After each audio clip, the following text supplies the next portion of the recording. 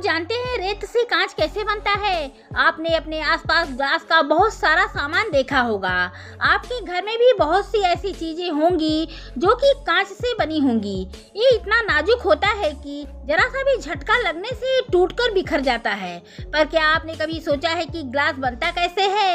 ये किस चीज से बनता है? ऐसी क्या चीज होती है जिससे ग्लास को बनाया जाता है? दोस्तों, आपको जान के हैरानी होगी कि यह ग्लास रेत से बनता है। ग्लास बनाने के लिए कौन सी रेत चाहिए? ग्लास बनाने के लिए जिस रेत का इस्तेमाल होता है वह आम रेत नहीं होती। यह एक खास तरह की रेत होती है जिसमें सिलिका की मात्रा बहुत अधिक होती है। ऐसी रेत जिसमें सिलिका की मात्रा लगभग 98% या उससे ज़्यादा होती है, उसी से ग्लास को बनाया जा सकता है। इस उच्च सिलिका वाली रेत के साथ कुछ और तत्व भी मिलाए जाते हैं, जैसे सोडियम ऑक्साइड, सोडा एश और लाइम कैल्शियम ऑक्साइड। ये सब सामग्री मिलकर ग्लास को बनाने में मदद करते हैं। ग्लास बनाने का प्रोसेस हाई टेम्परेचर मेल्टिंग से होता है। सिंपल ग्लास को बनाने के लिए मुख्य रूप से 3 तत्वों का इस्तेमाल किया जाता है: 75% रेत सिलिका, 15% सोडियम ऑक्साइड और 10% चूना लेम। इन तीनों तत्वों को आपस में मिलाकर एक मिक्सचर तैयार किया जाता है।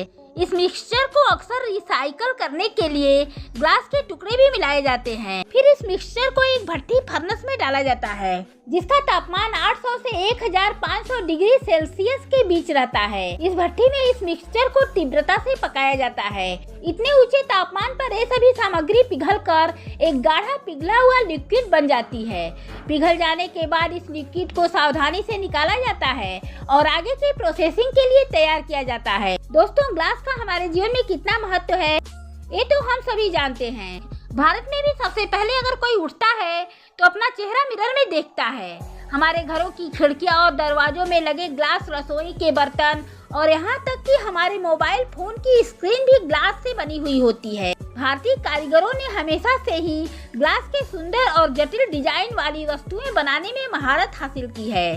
चाहे वो डेली में यूज होने वाला साधारण ग्लास हो या सजावट के लिए रंगीन ग्लास की कलाकृतियाँ। ग्लास ने हमेशा से ही भारतीय घरों में और संस्कृति में अपनी जगह बनाई है। यह इस बात का सबूत है कि कैसे इस साधारण रेत से बनी चीज ने हमारे जीवन के हर पहलू को छू लिया है। जब स्पेशल ग्लास के पिघले हुए लिक्विड को जब प्लेन शीट के रूप में ठंडा किया जाता है तो यह सीधा ग्लास की शीट के रूप में तैयार हो जाता है। लेकिन अगर आप ग्लास को किसी दूसरे आकार में ढालना चाहते हैं तो इस गर्म लिक्विड को बॉल्स यानी सांचों में डाला जाता है। सांचों का आकार गोल, लंबा, पतला या किसी भी डिजाइन का हो सकता है। ठंडा होने के बाद यह लिक्विड उसी आकार का ग्लास बन जाता है।